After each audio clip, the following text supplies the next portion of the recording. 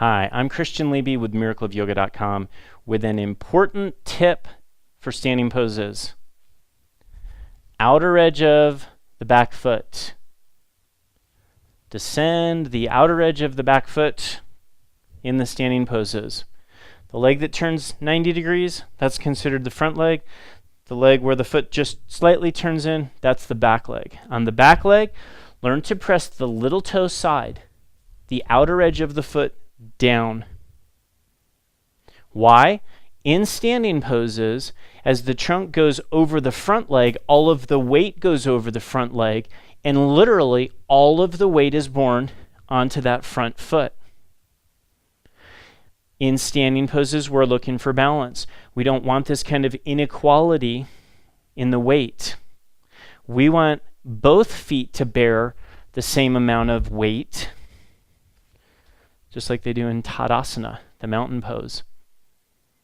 There's so many things we learn from in Tadasana that we actually apply to all of the other poses. Now, sometimes it's literally impossible to make the weight that balanced, but the intention is towards better and better balance. Whenever you bend the front leg, the back leg gets light. The outer edge of the foot, it comes off the floor. But another thing that happens when the outer edge of the foot comes off the floor is the leg gets lazy. The knee bends, and there's no longer a connectivity. The spine no longer receives the support of the leg. Watch what happens to the leg when I press the outer edge of that foot to the floor. And then if I emphasize it more, the outer edge down, it sharpens the leg. The leg becomes straight, and now the spine has a lot of support to lift. Now the leg is doing the work. The spine is getting the support here. When I take the hand down to Utthita Parsvakonasana, right? Even harder. More and more weight is going over the front leg. Therefore, more and more effort must be maintained on the outer edge of that back foot. Even just the arm. This even brings more weight over that front leg.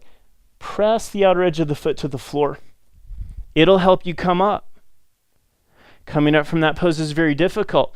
If you press the outer edge of the foot, it acts like a brake, which helps control as you come into the pose. Helps control. This outer foot is braking for me. It's braking, it's holding the weight. It's creating stability because of the root, the ground. Then when I want to come up, if I press that outer hip all the way to the outer edge of that foot, that action can even help me come up. There's many, many reasons to press the outer edges of the feet in the standing poses.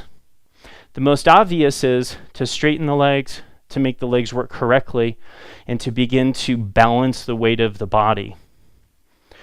Then from there, it's always a grounding, supportive. It always creates a better ground. When you have a better ground, you can get more extension in the spine. Now here's a great way to practice this. You can take a block against a wall, or if you don't have a big molding, you can just put the heel against the wall. And then from here, you take the outer edge of the foot to that block. I'm going to turn so you can see. As if, let's say, here's the wall. Let's say I put that block up against the wall. Now, the edge of the heel should touch,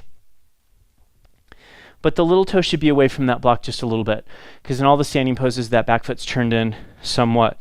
Then from there, no matter what the standing pose is, you place your mind in the outer edge. You can feel that block. If the outer heel does not touch, then move that foot back a little bit so it touches the block. And you want to take the outer edge of that foot and you want to press it right into that corner, right where the block meets the floor. You should feel more and more contact with the outer heel onto the block. You should feel more and more contact of the outer edge of that heel onto the floor, and maintain that extension into the block and the pressure downward with the outer foot. Obviously, it's got to be at a wall so you can really, really push into it. Then from there, take the block away, repeat the poses, and see if you can get the same amount of intensity and action in the outer edge of that foot as you did when you had the block. These actions will transform your standing poses. It really is very vigorous work because the outer edge of the foot always comes up. So it's hard to put it back down. When you put it back down, the effort that takes will absolutely pay off. You'll feel the vigor come to the pose. You'll feel the support come to the spine. You'll literally be able to extend more in the spine, in the arms, this kind of thing, from the root of the leg. This also will help you understand, learn, and translate to the other postures. Whatever part of the body touches the floor, that part is the ground, and it is by descending that part that we lift the spine.